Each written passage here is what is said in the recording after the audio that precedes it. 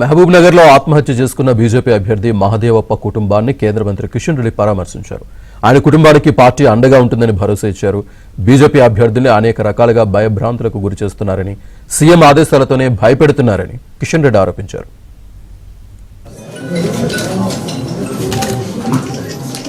ఇప్పుడు మనమైతే పేదోళ్ళని తీసుకురాలేము. ఏదైనా మీకు మంచి తర్వాత మాట్లాడుతుంది ధైర్యం ఉన్నాము.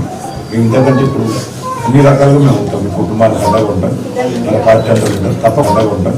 మన పార్టీ అంతా ఉంటాం, తప్పకుండా మేమే చెప్తున్నాం. మీరు అడుగుతున్నాం. నిన్నటి రోజు డాక్టర్ లక్ష్మణ్ గారు కానీ నేను కానీ వారు రాజ్యసభలో, నేను లోక్సభలో కూడా ఈ విషయాన్ని లేవనెత్తడం జరిగింది.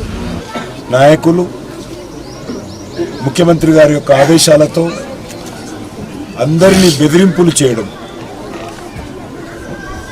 అభ్యర్థులను బెదిరింపులు చేయడము, మహిళా అభ్యర్థుల దగ్గర భర్తలను, యువకులు పోటీ చేసిన దగ్గర తల్లిదండ్రులను పిలిపించి బెదిరించడము, పోలీస్ స్టేషన్లకు పిలిపించడము, కేసులు పెడతామని చెప్పడము,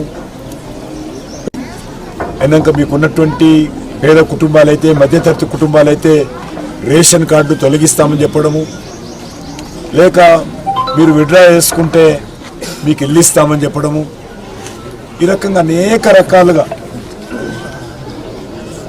అక్రమ కేసులు పెట్టి వేధిస్తామని చెప్పడము, వినకపోతే నువ్వు గెలిచినాక ఎట్లా ఉంటావో చూస్తా, ఈ రకంగా అభ్యర్థులనే కాదు పార్టీ కార్యకర్తలను కూడా అనేక ప్రాంతాల్లో బెదిరించేటువంటి కార్యక్రమం